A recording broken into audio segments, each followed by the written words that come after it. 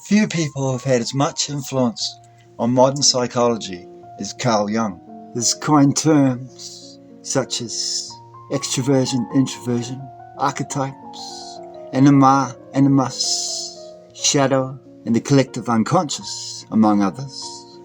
He was a practicing psychiatrist and is regarded as the founder of analytical psychology or Jungian analysis. In his younger years, he came into contact with Sigmund Freud, the founder of psychoanalysis. They had a close relation and collaborated on a joint vision of human psychology. However, they parted ways as Jung's personal research on analytical psychology, and especially upon the discovery of the collective unconscious, made it impossible for him to follow Freud's psychoanalysis. This resulted in a painful schism after years of collaboration. Jung's analytical psychology essentially gave birth to the empirical science of the psyche, which culminated in his magnum opus, the collective works, written over a period of 60 years during his lifetime. Jung distinguishes our psyche into three different realms: consciousness, personal unconscious, and the collective unconscious. Consciousness is composed of our field of awareness, all the experiences we're aware of. This is where we form our ego. However, according to Jung, it is dwarfed in relation to the unconscious. The personal unconscious is particular to each individual and is made of parts that are unique to our own lives. Thoughts that we're not aware of, have forgotten, or have repressed due to their disturbing nature. However, the collective unconscious is the deepest part of our unconscious and is genetically inherited and not shaped by personal experience. This is where the archetypes are found. Archetypes represent universal patterns and images that are part of the collective unconscious. Jung believed we inherited these archetypes just as we inherited instinctive patterns of behavior. Jung was also an expert on the study of religious and mythological symbology. The work in both of these fields led to the discovery of the archetypes. The study of these myths and cultures revealed similar patterns. He even found the same symbols in the dreams of patients suffering from schizophrenia, which reinforced the idea of archetypes and the collective unconscious. Apart from his travels in the United States and England, Jung travelled to East Africa to learn about the natives who had never been in contact with European culture. He also travelled to India, where he felt himself under the direct influence of a foreign culture for the first time. Hinduism played an important element in his understanding of the role of symbolism in the unconscious. Although Jung suggested a series of archetypes such as the father, the mother, the wise old man, the hero, the trickster, among others, we'll be focusing on what are regarded as the four main Jungian archetypes: the self, the persona, the shadow, and the anima, animus. The first archetype is the self.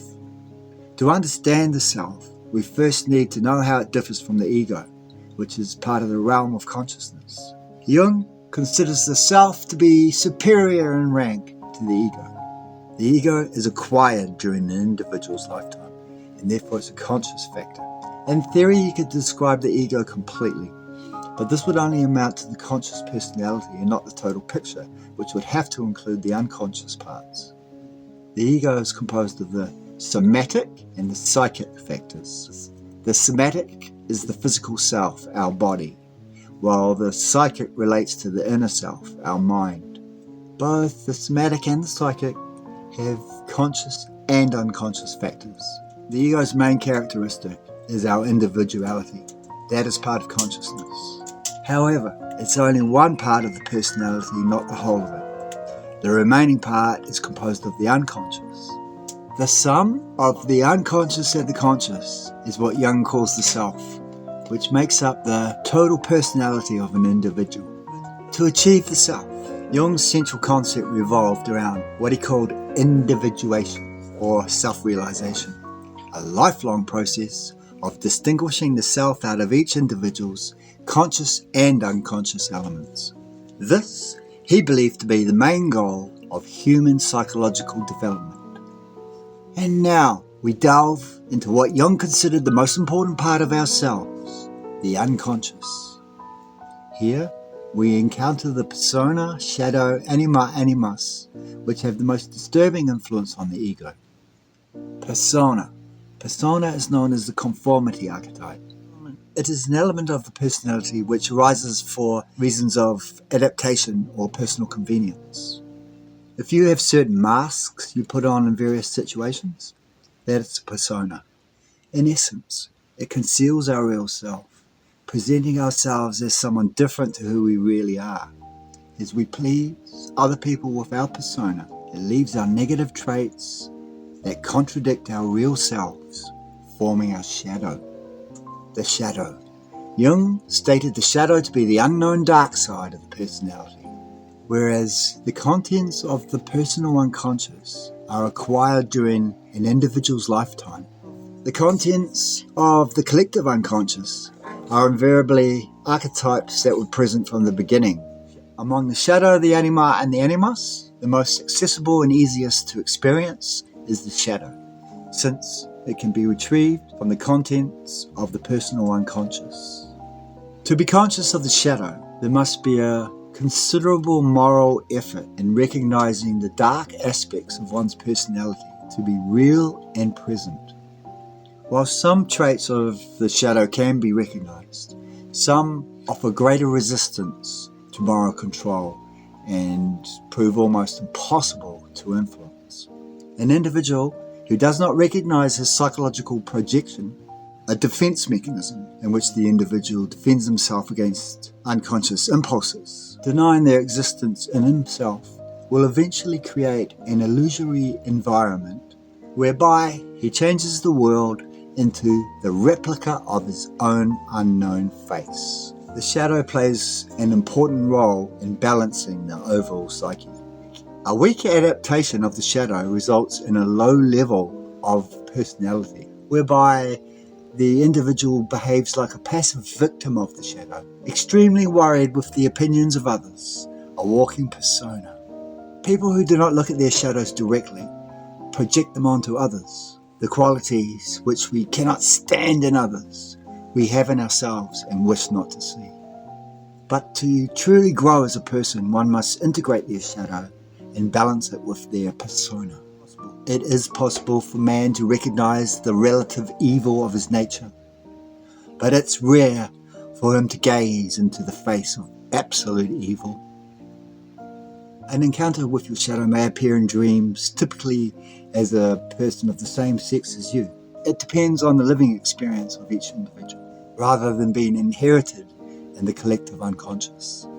The dissolution of the persona and the understanding of one's own shadow is a central part of the process of individuation. In terms of the story of Dr. Jekyll and Mr. Hyde, it must be Jekyll, the conscious personality, who integrates the shadow and not the other way around. Otherwise, you'll become the slave of your autonomous shadow. The integration of the shadow marks the first stage of the analytical process. Without it, recognition of the anima and animus is impossible. However, the acknowledgement of the shadow must be a continuous process throughout one's life. Anima and animus.